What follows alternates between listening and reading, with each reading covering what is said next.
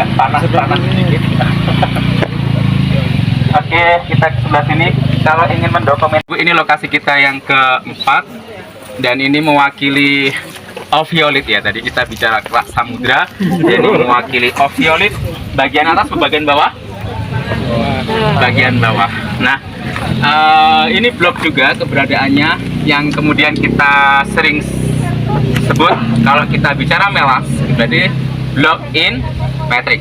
Jadi salah satu blok, dan penyebaran nggak terlalu luas. Ini hanya blok di sini saja. Tapi ini juga ada di utara juga. Jadi tercabik-cabik istilahnya kayak gitu oleh patahan-patahannya. Kalau dilihat di dalam peta, tercoret-coret warna hitam gitu kan. Ini tercabik-cabik. Tidak hanya di sini keberadaannya, di utara ada lagi dan banyak. Tapi kalau sementara kalau di lokasi ini aja, ya hanya bukit ini saja Bapak Ibu. Oke, hanya ini saja. Dan menariknya Bapak Ibu sekalian, blok serpentinit ini kalau kita ukur ya, itu arahnya ke arah timur laut, utara timur laut, barat daya. Jadi arahnya seperti ini. Dan ini menerus ke arah Meratus, kita bilang menerus ke arah Kalimantan. Seperti itu. Itu menarik kalau misalnya kita ingin meneliti atau membahas lebih lanjut. Oke, Bapak Ibu sekalian, saya ulangi dari awal lagi. Lokasi kita yang keempat ini. Keempat ini kita berada di Desa Pucangan. Kalau tadi sudah utara adalah Kecamatan Sadang, kita sama ini sudah masuk ke wilayah Kecamatan Sadang. Kalau Totogan tadi sampai yang kemudian mundur lagi ke arah dekat Gunung Wurung atau Gunung Parangan, itu masih Kecamatan Karangsambu. Nah, Desa Pucangan ini Bapak Ibu sekalian, kalau kita lihat ini namanya adalah geosite Pucangan, geosite serpentinit. Kemarin dari asesor UNESCO Global Geopark mendapatkan sebuah catatan kalau nama-nama geoset Gunung Wurung itu nama lokal ya. Geoset Gunung Wurung nama lokal, geoset Watu Kelir nama lokal kayak gitu. Nah, ini serpentinit ini terlalu ilmiah kayak gitu. Nanti akan kita sedikit ceritakan mengapa kok diberi nama geoset serpentinit, kenapa tidak diberi yang sesuatu yang kemudian masyarakat itu tertarik seperti itu. Nah, apa daya tarik di lokasi ini Bapak Ibu sekalian? Dari kata serpent, nah, mari kita sedikit bahas ya. Serpent ini artinya ular. Oke, jadi yang dari UNESCO, asesor UNESCO Global Geopark, kenapa kok nggak diberi nama batu ular seperti itu? Kalau yang lain menggunakan nama-nama lokal ya, kayak Gunung Wurung, geoset Watu Kelir dan seterusnya, ini disarankan untuk diberi nama geosite batu ular misalnya kayak gitu. Jadi masyarakat langsung, loh kenapa ular? Nah, penjelasannya adalah dari kata serpent, ular. Nah, serpent ini memang kenampakan ular dilihat di bawah mikroskop ya. Kalau kita lihat, saya di bawah mikroskop, kenampakannya meliuk-liuk seperti ular, itu adalah mineral serpentin. Nah, karena komposisi di dalam batuan ini di atas 70% mineral serpentinnya, berarti melimpah ya, maka nama batuan ini adalah serpentinit seperti itu. Nah, itu salah satu catatan dari asesor penilaian dari UNESCO Global Geopark, menyarankan untuk beberapa lokasi untuk di rename namanya, mengapa nama serpentinit terlalu ilmiah seperti itu. Nah, tadi kita sampaikan blok serpentinit mewakili oviolit bagian bawah Bapak Ibu sekalian, dan menariknya batuan ini kalau Bapak Ibu duduk seperti ini ya, atau berdiri sini, seolah kita membayangkan apa? Kita berada di dasar samudra purba.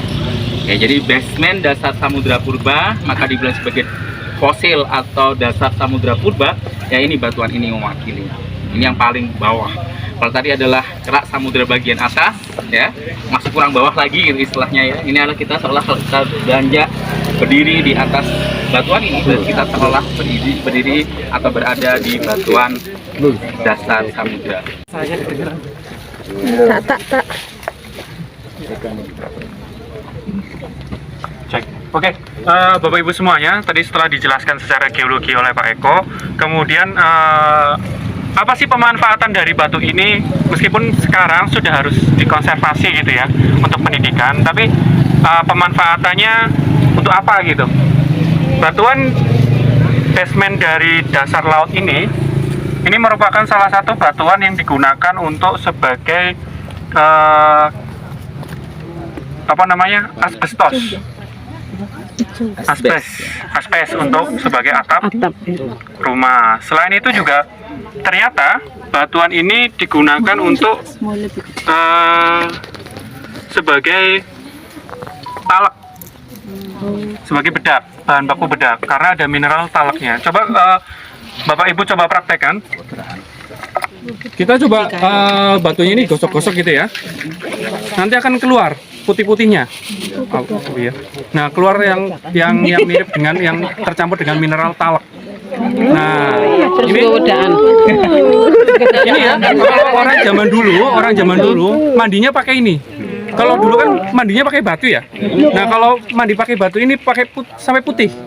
Kita coba. Digosok, gosok terus gitu kan. Lama-lama putih mengelupas. Udah pernah coba. Lama-lama putih mengelupas kan. Gawat, beneran mengelupas jadi putih kan.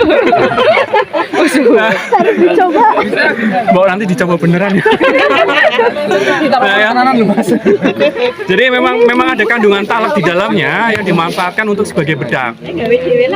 Tapi jika terlalu banyak, sekarang kan untuk bedak pun kandungannya berapa persen ya untuk komposisi supaya aman di kulit gitu. Mungkin kalau ini terlalu banyak juga ada kandungan karena dia kan besinya juga berat, Mg-nya juga berat gitu ya. Mg-nya banyak, bisa berpengaruh terhadap kulit terlalu banyak dan sebagainya. Kita nggak tahu seperti itu. Itu pemanfaatannya selain jadi untuk batu hias, kemudian asbes dan sebagai talak, kandungan talaknya. Jadi kalau udah pakai bedak ini Bapak Ibu ya, udah bedakan pakai ini ya. Nanti kita ke Ulo nyari yang glitter-glitternya. Nah, nanti kita ketemu batu jadi glitter. batu glitter alami dari skis Mika. Oke, jadi Mika itu udah yang buat glitter natural glitter ya, itu yang diolah yang kemudian namanya glitter taruh sini bisa ya. Taruh sini atas sini gitu ya. Nah, jadi lengkap ada natural glitter dari Mika itu di Sungai Ulo. Nah, tadi disebutkan Bapak Ibu kalau kita batuan itu ada yang bersifat magnetik, tidak bersifat magnetik, yaitu yang tidak magnetik kita bilang dia magnetik. Nah, batuan ini bersifat sedikit magnetik. Jadi kita bilang dia paramagnetik. Jadi kalau Bapak Ibu boleh sampel yang sudah lepas ya, boleh sampel, boleh ambil bawa pulang ke rumah, nanti sampai di rumah kita tes dengan magnet, dia ada sensasi magnetiknya. Ya, dia mewakili batuan yang bersifat paramagnetik. Kalau ferromagnetik apa? Pasir besi ya. Nah, pasir besi. Jadi banyak rutil, hematit dan seterusnya yang komposisi kandungannya Fe tinggi kalau pasir besi. Oke, jadi ini boleh disampel yang sudah lepas, itu ya sudah boleh yang sudah lepas. Karena ada ini Buat skincare Bu di rumah. iya, kalau nyari di lautan itu harus nyelam dulu Bu, 1000 meter ya, 4.000 meter. 4.000 meter, 4.000 baru bisa ketemu kayak gini.